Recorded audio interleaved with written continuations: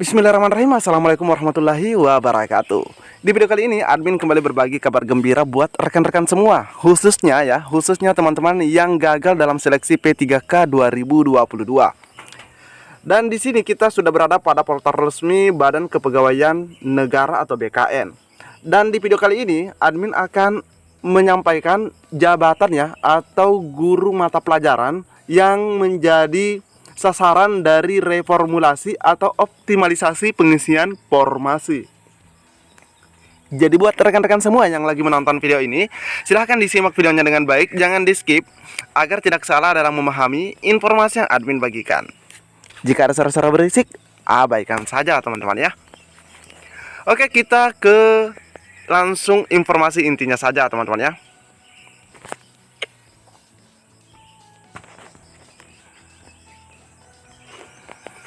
Oke, di sini kita lihat di bagian publikasi siaran pers yang dikeluarkan ya pada 4 Agustus 2023. Oke, ini yang pertama dulu teman-teman ya yang akan admin sampaikan. P3K jadi prioritas kebutuhan seleksi CASN 2023. Tahun 2023 dengan alokasi sebesar 543.000 sekian. Dari total formasi 572.496 yang ditetapkan pemerintah melalui Panitia Seleksi Nasional atau Panselnas. Sementara kebutuhan pengadaan bagi CPNS dialokasikan 28.903 dari total formasi. Berdasarkan kebutuhan ASN yang terdiri dari PNS dan P3K, untuk seleksi CASN tahun ini, PLT Kepala BKN yaitu Haryomo Dwi Putranto menyampaikan mekanisme pengadaan ASN 2023 ditetapkan sesuai dengan kebutuhan kelompok jabatan teman-teman ya, yakni jabatan fungsional dan jabatan pelaksana. Jabatan fungsional ditetapkan sesuai dengan jumlah pegawai yang akan pensiun, sementara untuk kelompok jabatan pelaksana atau administrasi, selain disesuaikan dengan proyeksi pensiun pegawai juga menyesuaikan kebutuhan SDM yang bisa digantikan dengan proses digitalisasi. Adapun kebutuhan P3K pada seleksi CASN 2023 didominasi tenaga pendidik dan kesehatan. Sementara untuk PNS dialokasikan untuk jabatan fungsional atau keahlian lainnya sesuai kebutuhan instansi. Hal ini sejalan dengan target pemerintah yang memprioritaskan sektor kesehatan dan pendidikan.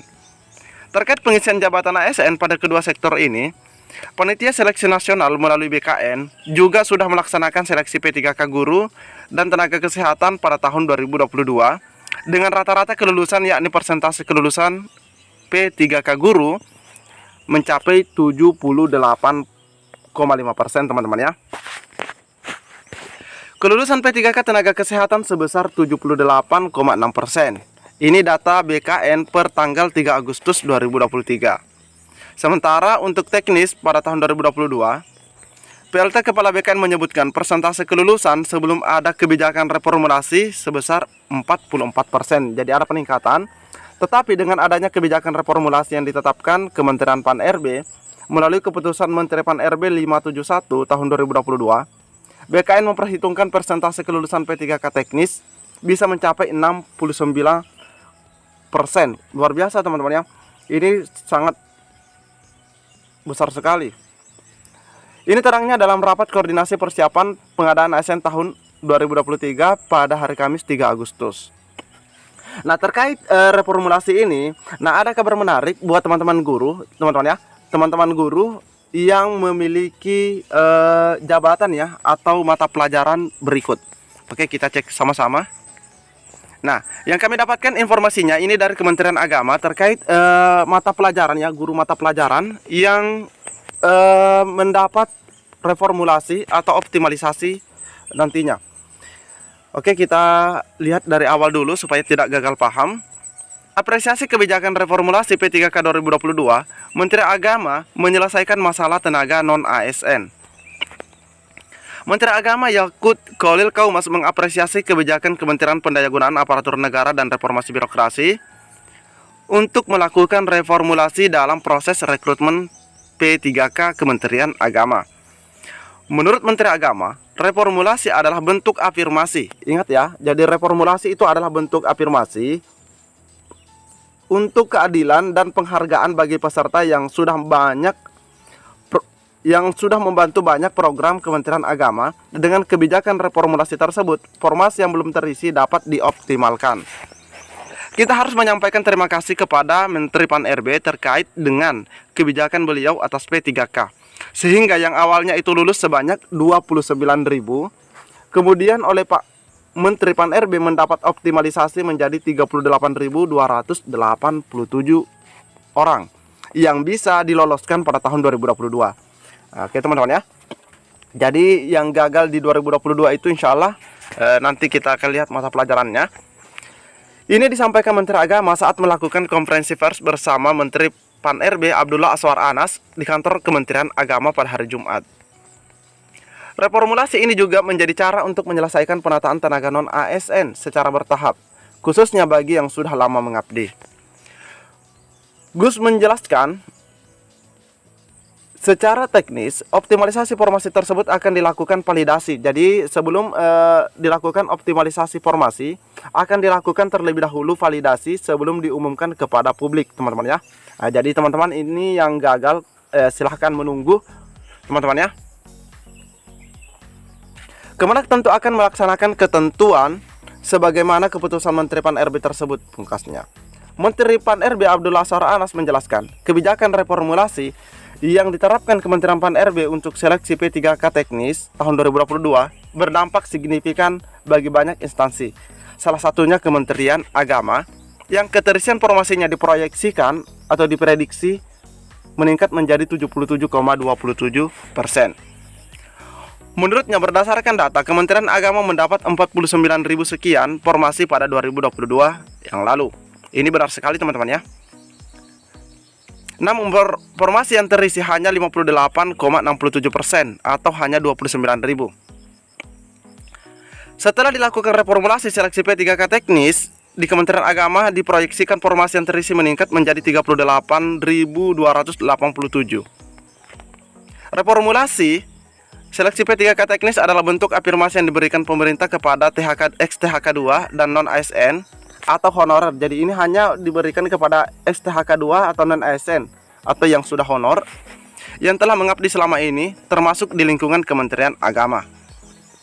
Anas menambahkan, pada rekrutmen P3K tahun 2022, Kementerian Agama mendapatkan formasi sebesar 49.000 atau hampir 9% dari total formasi nasional. Anas berharap meski belum sepenuhnya ideal, reformulasi yang dilakukan ini bisa memenuhi berbagai kebutuhan formasi yang cukup urgen dalam pelayanan Kemenak. Nah, di sini yang urgen teman-teman ya. Jadi yang diprioritaskan itu adalah yang urgen, kebutuhan formasi yang cukup urgen dalam pelayanan Kementerian Agama. Nah, di antaranya ya, jadi yang termasuk urgen di Kementerian Agama adalah guru pendidikan agama. Guru pendidikan agama ini teman-teman ya, baik agama Islam maupun non-Islam. Nah, bahkan di sini sudah dijelaskan lebih rinci untuk yang agama, seperti guru Al-Quran Hadis, guru sejarah kebudayaan Islam, guru pengetahuan Alkitab, dan sebagainya. Selain itu juga pentasih mushaf Al-Quran. Selanjutnya ada penyuluh agama Buddha hingga penghulu. Jadi untuk penyuluh sendiri di sini disebutkan agamanya yaitu agama Buddha. Tapi untuk yang penghulu di sini agama Islam masuk juga. Dia mengungkapkan kebijakan reformulasi mempertimbangkan berbagai aspek dan diharapkan tidak mengurangi kualitas P3K. Reformulasi nilai ambang batas seleksi kompetensi teknis ditetapkan berdasarkan nilai terendah pada jabatan yang sama. Nilai terendah pada jabatan yang sama. Yang formasinya belum terpenuhi atau pelamarnya tidak memenuhi nilai ambang batas alias tidak passing grade. Artinya, jika sudah terisi maka tidak bisa digantikan oleh nilai di bawahnya. Karena kan sudah terisi teman-teman ya. Optimalisasi keterisian kebutuhan ini dilakukan bagi peserta dari ex-tenaga honorer kategori 2 dan tenaga non-ASN atau honorer. Pemerintah mengakui keberadaan mereka bermanfaat bagi kinerja instansi pemerintah. Karena itu, kebijakan ini dibuat dengan mendengarkan masukan dari berbagai pihak dan mempertimbangkan pengabdian. Mempertimbangkan pengabdian yang sudah honor, yaitu ex-THK2 maupun non-ASN. Reformulasi seleksi P3K Teknis 2022 ditetapkan berdasarkan keputusan Menteri Pan-RB. Nah, ini juga kita sudah share sebelumnya, teman-teman ya. Sudah share sebelumnya surat dari Pan-RB. Jadi di sini lebih jelasnya, teman-teman ya. Untuk Kementerian Agama di sini sudah di-spill mata pelajarannya atau guru mapel yang mendapat optimalisasi, insya Allah teman-teman ya, akan mendapat optimalisasi di tahun 2023 ini. Nah, ini dia ya, admin kembali menandainya. Nah, ini dia guru pendidikan agama. Jadi agama Islam, Buddha, Hindu, Katolik, Kristen itu masuk, teman-teman ya. Dan untuk di agama Islam sendiri di sini seperti mata pelajaran guru Al-Quran Hadis, guru SKI atau Sejarah Kebudayaan Islam. Oke, mungkin cukup sampai di sini informasi yang dapat admin bagikan. Pantau terus channel ini. Admin akan terus berbagi info update buat rekan-rekan semua. Assalamualaikum warahmatullahi wabarakatuh.